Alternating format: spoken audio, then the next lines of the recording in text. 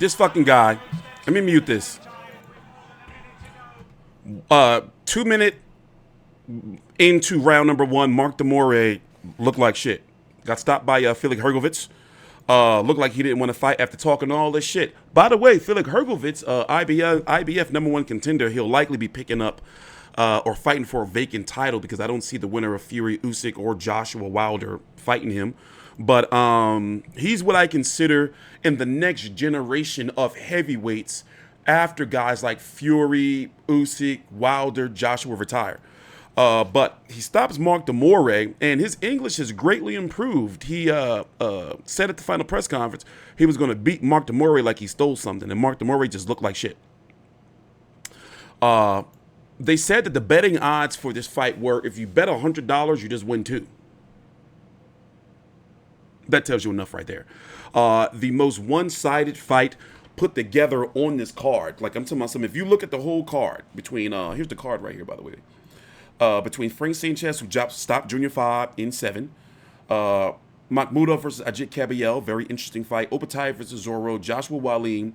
Bivol, Lyndon Arthur. Put it this way, this was the most shit fight on the card. Damn. Like a sting. Oh, look, he fucked. Why is he looking like that? Oh, no. Is that a dive? He didn't want to fight. I call shenanigans. That's shenanigans. He didn't want to fight. You think he took a dive? He didn't want to fight. He fought scared. Why are you so scared? Look, no. But then again, he did get the shit hit out of him. He talked all that shit. Man. But anyway, Filip Hrgovic is the man, though. For real, for real. I don't look at his performance against Big Bang Zhezli CCP Zhang as I don't look at that at the way he performed too critically because he had just lost his pop. You know, like you have to weigh that. He had just lost his father. Zhezli Zhang is good, and a lot of people thought that fight should have been a draw or that Big Bang Zhezli Zhang should have won. But still, the man lost his pop. So it's like, I'm not going to look at that and be like, well, you know, he should have lost and he can't beat him. I'm not really counting that too much. But Filip Hrgovic is good. Like, really good. However, unfortunately, he still has somewhat of that. Let's turn it up, my bad. Take your time out. Like the video, subscribe. We cover every Filip Hrgovic fight. 1 minute 46 seconds of round number 1. Our referee in charge, Mark Lyson, stops the contest. Therefore, your winner by way of technical knockout and still undefeated, Filip El Animal Hrgovic.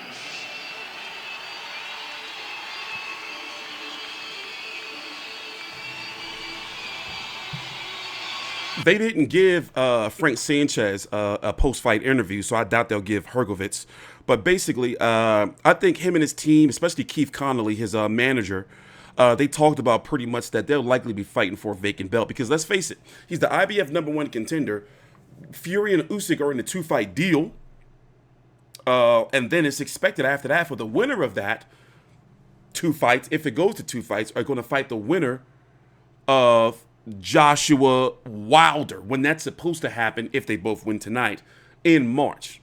So Filip Hrgovic, it's expected for the winner of Fury Usyk to become undisputed and then drop the IBF belt and probably more. You know, because at that point they have accomplished being undisputed at heavyweight. Oh, they are interviewing him. Okay, let's turn it up. Filip, congratulations. I think you probably expected coming in this was going to be a short night, but did you expect it to end this quickly? Yeah, to be honest, I expected this kind of scenario. It was more like a stay busy fight, and I'm looking forward for my title shot and for the big fight in the future. You knocked him down in the first round, or early in that first round. He came up swinging right away. You surprised he had that attitude? Yeah, he's a brave guy. Thanks to him, to his team, to accepting the fight. I want to say thanks to Saudi Arabia, to His Excellency. Thank you very much for everything. I think this is what boxing needs, and I'm looking forward to be part of this. And thanks to all the promoters, everyone for organizing this great event. Thanks to my team. And I'm ready for the title.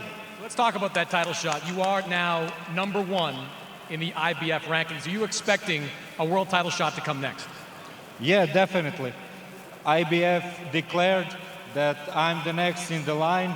I should fight winner of Tyson Fury Usyk, and if they vacate the title, I'm going for a rematch. I'll fight the best ranked on the IBF rankings. So definitely, title shot is next.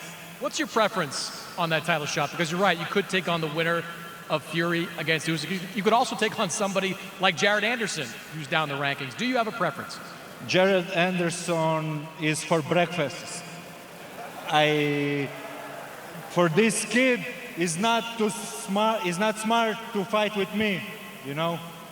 But it could be winner of Joshua Wallin. It could be Jared Anderson. It could be Fran Sanchez. I'm open for all these fights. They are all big names, and I'm ready, man. Congratulations, Filip. Thank you. Mike? I like that guy, man. I'm in. I'm on the bandwagon. And it's looking like, for example, maybe he'll fight Wallin, but if Wallin loses tonight, then he'll be knocked out the rankings. So it's looking like the IBF is likely going to order him to fight Jared Anderson. And we saw how Jared Anderson looked against Prince Charles Martin. Jared Anderson just don't got it. I'm not sold on him. He just don't got the goods to me. So I can see Hrgovic being ordered to fight either Jared Anderson, Frank Sanchez, or Makhmudov. That would be, ooh, this fight right here. Ooh, that's sexy, right? I like it. Take your time out, like the video, subscribe. First round stoppage, not really much to talk about, no replay value in this fight. And I will see you guys later on to the next fight.